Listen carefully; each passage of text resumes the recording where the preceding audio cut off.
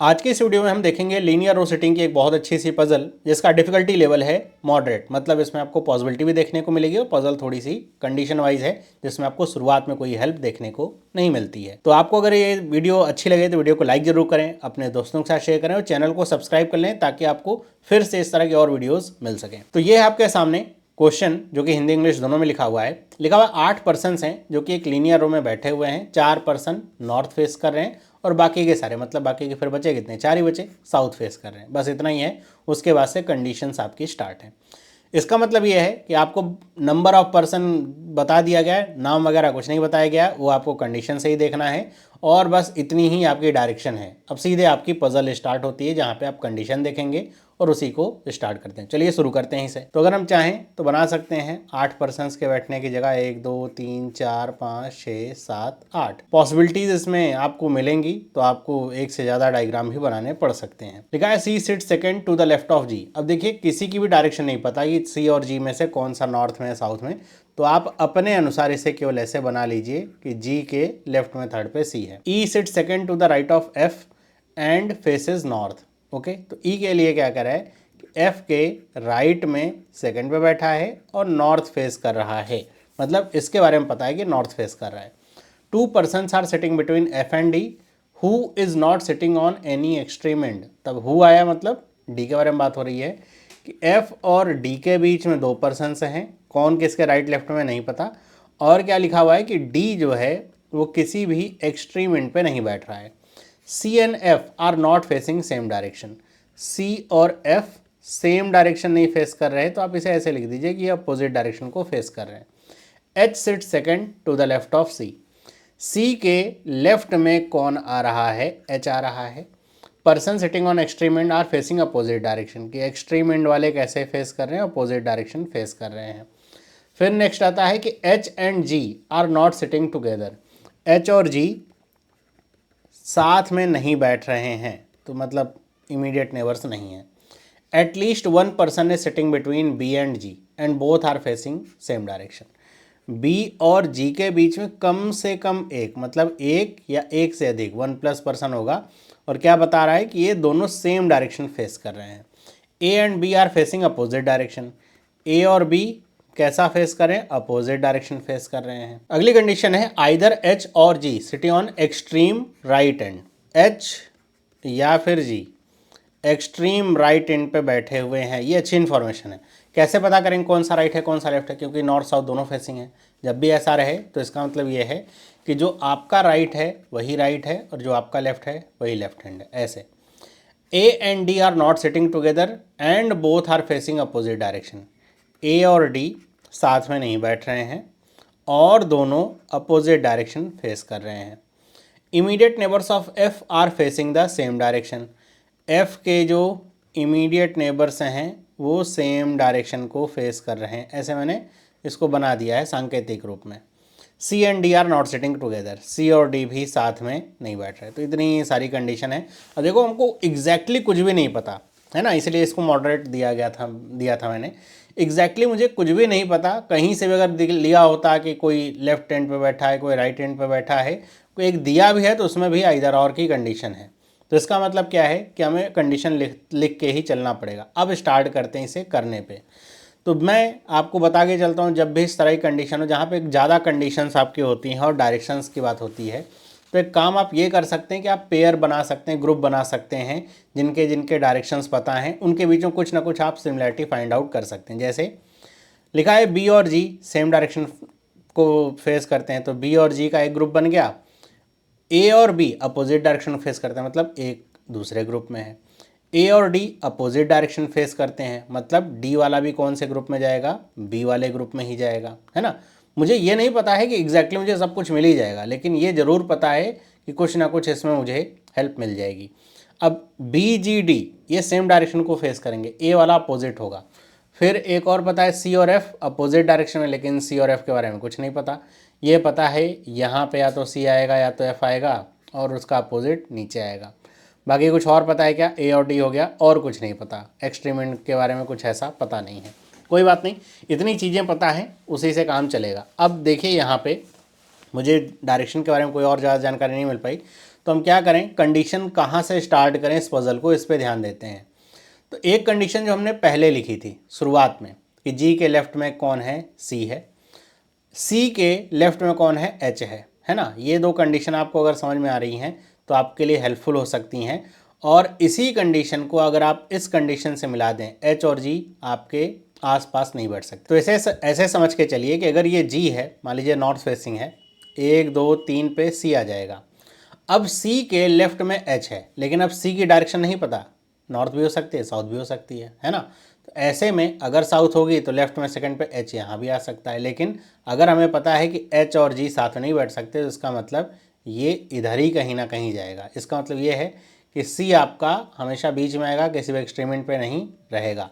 और आपको एक कंडीशन और भी दिया गया है ना, वो कंडीशन क्या कहती है, इसी के साथ कनेक्ट कर लीजिए कि एच या जी में से कोई एक्सट्रीम राइट एंड पे होगा। तो आपको बस कंडीशंस को कनेक्ट करना है कि ये कंडीशन आपकी कनेक्ट हो रही है किसके साथ, कि सी और जी वाली इसके साथ, और फिर इन दोनों को आपस में कनेक्ट करिए। तो अब मुझे दो डायग्राम मिलेंगे। तो हम यहाँ पे रखते हैं जी को। अब अगर जी यहाँ पे है तो सोचिए आपका जी साउथ फेस कर सकता है क्या? अगर साउथ फेस करेगा जी तो लेफ्ट इधर की तरफ जाएगा जहाँ पे कोई स्थान ही नहीं है बैठने का। तो जी कैसा फेस करेगा? नॉर्थ फेस करेगा। तो 1 2 3 यहाँ पे आ जाएंगे, सी को रख देंगे। फिर सी के लेफ्ट में कौन है? एच है। अब यहाँ पे एच नहीं रख सकते, एच और जी साथ में नहीं बैठ सकते, तो इसका मतलब सी जो है साउथ फेसिंग नहीं होगा, वो भी नॉर्थ फेसिंग ही होगा। एच कहाँ जाएगा? यहाँ पे, इस जगह पे, है ना। अब दूसरी पॉसिबिलिटी आप यहाँ पे एच को भी रख सकते हैं ऐसे, मतलब दो पॉसिबिलिटीज़ होंगी यहाँ पे एच और जी को लेकर के। तो हम यहाँ पे एच को भी रख सकते हैं। एच और जी आप चाहें तो दोनों को एक साथ सॉल्व कर लें या तो अलग अलग। अगर मैंने एच को यहाँ पे रखा है तो सोचिए सी कहाँ पे होगा? यहाँ पे होगा। सी यहाँ पे होने का मतलब क्या है? सी कैसा फेस कर रहा है? साउथ फेस कर रहा है। क्यों? तभी ये लेफ्ट में आएगा। अगर नॉर्थ फेस करा देंगे तो राइट में चला जाएगा। तो लेफ्ट में आने का मतलब सी साउथ फेस करेगा। फिर यहाँ पे आ जाएगा जी, और जी भी साउथ फेस करेगा। क्यों? क्योंकि ये इसके लेफ्ट में तभी सी आएगा। तो ऐसे हमने एच सी जी इन तीन को रख लिया। अब अगली कौन सी कंडीशन है जिसके थ्रू हम आगे बढ़ सकते हैं? अब अगली अगर कंडीशन में देखूं तो F को लेकर के कंडीशंस मुझे मिल रही हैं। जैसे F के राइट में सेकंड पे E है जो कि नॉर्थ फेस कर रहा है। F और D के बीच में 2 पर्सन है, D एक्सट्रीम एंड पे नहीं बैठ रहा है। फिर नीचे भी अगर कुछ देखा था मैंने यहाँ पे लिखा हुआ, एक तो ये था B और G के बीच में क्या एक से अधिक पर्सन है, G तो मेरा बैठ ही गया है। और फिर A और D को लेकर एक कंडीशन थी और F को लेकर के डायरेक्शन थी। ओके, तो हम क्या करते हैं, एक बात तो एक ये एक्सट्रीम एंड वाले से तो मुझे ये पता है कि जी अगर ऐसा है तो यहाँ पे जो भी आएगा वो साउथ फेस करेगा। हम एफ़ वाले की कंडीशन को समझते हैं कि एफ़ के राइट में सेकंड पे कौन आएगा? ई आएगा। और इस चीज़ को एक और आप दे सकते हैं, मतलब इस चीज़ को आप और ऐसे समझ सकते हैं कि सी और एफ़ अपोजिट डायरेक्शन फेस कर रहे हैं। तो अगर सी इस वाले में कैसा है? नॉर्थ है, तो एफ़ कैसा होगा? साउथ होगा। और इसमें अगर सी साउथ फेस कर रहा है तो एफ कैसा होगा? नॉर्थ फेस करेगा। बस इतनी सी बात है। तो अगर एफ जो है इसमें साउथ फेस करेगा तो बस राइट का ध्यान रखिए। जैसे मैं कह दूं एफ यहाँ बैठा सकते हो क्या? नहीं। क्यों? क्योंकि ये साउथ फेस करेगा तो फिर ई को बैठने की जगह नहीं मिलेगी। एफ क्या यहाँ बैठ सकता है? नहीं बैठ सकता। एफ को क्या यहाँ बिठा सकते हैं? बिठा सकते हैं। कि एफ को अगर हम यहाँ बिठाएं तो यहाँ पे ई को रख दें और 1 2 का गैप छोड़ के यहाँ पे डी को रख दें। क्यों सर? इधर भी तो डी आ सकता था, लेकिन डी वाला आपका एक्सट्रीम एंड पे नहीं बैठ रहा है, इस वजह से। तो हम कर सकते हैं, तो कर लेते हैं। यहाँ पे ई को बिठा देते हैं, एफ़ कुछ ऐसा है, और फिर इसके बाद 2 का गैप छोड़ करके यहाँ पे डी को बिठा देते हैं। अब एफ़ अगर यहाँ पे है तो इसके जो इमीडिएट नेबर हैं सेम डायरेक्शन फेस करेंगे, मतलब एच भी ऐसा ही फेस करेगा। ओके, अब आपको ये समझ में आ गया कि जी अगर जी आपका नॉर्थ फेसिंग है, सी आपका नॉर्थ फेसिंग है, तो मतलब सी वाला यहाँ पे आ जाएगा। अभी कंफर्म नहीं कि दोनों में से कौन सा डायग्राम सही। तो अगर यहाँ पे सी आ जाएगा तो एफ आपका बाकी सारे जो भी अब आएंगे, जैसे ई हो गया। अब अगर सी को मैंने यहाँ पे रख दिया फॉर एग्जांपल कि सी आपका नॉर्थ फेसिंग है, तो 4 पर्सन ही एक साइड को फेस करेंगे, तो ये 4 कंप्लीट हो गया, बी जी डी सी। अब बाकी के बचे सारे जैसे ए हो गया, एफ हो गया, ई हो गया, एच हो गया, ये कैसे फेस करेंगे? साउथ फेस करेंगे। ऐसा करना चाहिए, लेकिन हमें यहीं पे दिख रहा है कि ऐसा तो हो ही नहीं रहा। क्यों? एच भी आपका नॉर्थ फेस कर रहा है ना। क्योंकि अगर मुझे ये दिख रहा है कि जी वाला नॉर्थ फेस कर रहा है तो ये पूरा ग्रुप नॉर्थ फेस करेगा, तो इसका मतलब ए वाला साउथ फेस करेगा तो पूरा ग्रुप साउथ फेस करेगा। लेकिन एच तो यहाँ नॉर्थ फेस कर रहा है और इसी के अकॉर्डिंग ई वाला साउथ फेस करेगा। तो इसका मतलब ये जो अभी हमने सोचा है, अब इसमें अगर मैं आगे F की और पॉसिबिलिटी भी ढूंढूं तो भी गलत ही होगा, है ना, क्यों? क्योंकि H वाला ही नॉर्थ फेस कर रहा है, तो ये यहीं से कैंसिल आउट हो गया। तो आपको ये समझ में आया कि अगर आप चाहें थोड़ा सा स्मार्ट वर्क करें तो ऐसे पॉसिबिलिटीज़ में ज़्यादा समय आप बिना गंवाए आगे बढ़ सकते हैं। अब आते हैं दूसरी वाली पॉसिबिलिटी पे, इसमें भी पॉसिबिलिटीज़ ऐसे ही खोजते हैं। अब मुझे पता है सी वाला साउथ फेस कर रहा है, सी वाला साउथ फेस कर रहा है, तो इसका मतलब क्या हुआ, जी वाला भी साउथ फेस कर रहा है, मतलब सी वाला इसी ग्रुप का पार्ट है। अब इसका मतलब ये हुआ ए, एफ, ई और एच ये सारे के सारे कैसे फेस करेंगे, नॉर्थ फेस करेंगे, है ना। तो इसका मतलब ये हुआ कि एफ वाला नॉर्थ फेस करेगा। तो क्या मैं एफ को यहाँ पे रख सकता हूँ? नहीं, राइट में जगह नहीं है। क्या मैं एफ को यहाँ रख सकता हूँ? यस, राइट में जगह है, यहाँ पे मैं ई को रख सकता हूँ, ऐसे ई को यहाँ पे रख सकते हैं, और फिर 1 2 का स्थान छोड़ करके हम डी को यहाँ पे रख सकते हैं। ओके, अभी तक तो ठीक है। अब मुझे क्या पता है, अब 2 पोजीशंस खाली हैं, एक है ए की और एक है बी की। क्या मैं बी को यहाँ पे रख सकता हूँ? नहीं, क्यों? मुझे पता है बी और जी के बीच में एक या एक से अधिक का गैप होगा, तो बी कहाँ पे आएगा, कुछ यहाँ पे आएगा, और ए कहाँ पे आएगा, यहाँ पे आएगा। और एफ अगर आपका नॉर्थ फेसिंग है, मतलब जो भी डायरेक्शन की फेसिंग है उसके जो इमीडिएट नेबर्स हैं वो सेम डायरेक्शन होंगे, तो सी अगर साउथ फेसिंग है तो ए भी साउथ फेसिंग होगा। अगर ए साउथ फेसिंग है, अगर ए साउथ फेसिंग है तो बी कैसा होगा, अपोजिट डायरेक्शन, ऐसा, है ना। और हमें क्या पता है बी और डी सेम डायरेक्शन को फेस कर रहे हैं, तो ये कुछ ऐसा हो जाएगा। एच आपका एक्सट्रीम एंड पे है तो ये नॉर्थ फेस साउथ फेसिंग हो जाएगा।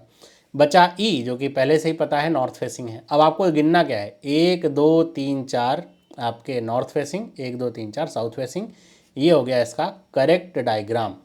इसी को अगर हम थोड़ा सा और इलेबोरेट करें, 1 2 3 4 5 6 7 8, यहाँ पे हमने एच को रखा था, यहाँ पे सी को रखा था और यहाँ पे जी को रखा था। इनिशियल तो हमारा यही था। जैसे भी हमने एफ़ को यहाँ पे रखा, क्या मैं एफ़ को यहाँ पे रख सकता हूँ? नहीं, सेकंड पे ई नहीं आ पाएगा। एफ़ को क्या यहाँ रख सकता हूँ? एफ़ को यहाँ पे रख सकते हो, हाँ, ई यहाँ पे आ जाएगा। फिर 1 2 का गैप छोड़ करके आप डी यहाँ रख सकते हो, लेकिन आप देखो आखिरी कंडीशन सी और डी एक साथ नहीं बैठ सकते, इसलिए ये नहीं बन सकता। फिर एफ़ को अगर आप यहाँ पे रखोगे तो 1 2 का गैप छोड़ करके जी की जगह पे ई नहीं आ सकता। तो मतलब एक ही करेक्ट इसका डायग्राम था जो कि कुछ ऐसा था। ये भी आपने अगर पहली वाली कंडीशन को गलत, मतलब थोड़ा स्मार्ट वर्क करके जल्दी गलत नहीं किया होता तो ये भी आपको बहुत देर तक फंसा के रखता। इसीलिए एग्ज़ाम में कहा जाता है आपको 2 चीज़ों का ध्यान रखना है। एक तो आप कैसे कंडीशन को कनेक्ट कर रहे हैं उस पर ध्यान दीजिए। दूसरी चीज़, आप अपनी बफर मेमोरी को ज़रूर इम्प्रूव करिए। बफर मेमोरी मैंने कई बार बता रखी है क्या होती है। बफर मेमोरी अगर आप इम्प्रूव अपनी नहीं रखेंगे तो आप ऐसे कंडीशन को बार बार पढ़ेंगे और बार बार देखेंगे और फिर उसमें उलझ के रह जाते हैं। ओके, तो 2 चीज़ें अगर आप सही से देख लेते हैं तो पज़ल आपकी टाइम कम में बन जाती है और एकदम करेक्ट भी बनती है, सही भी बनती है। वीडियो आपको कैसी लगी? अच्छी लगी तो वीडियो को लाइक ज़रूर करिएगा, अपने दोस्तों के साथ शेयर करिए। इस तरह की और वीडियोज़ के लिए चैनल को सब्सक्राइब कर लीजिए। मिलते हैं अगली वीडियो में, सभी लोगों को बाय।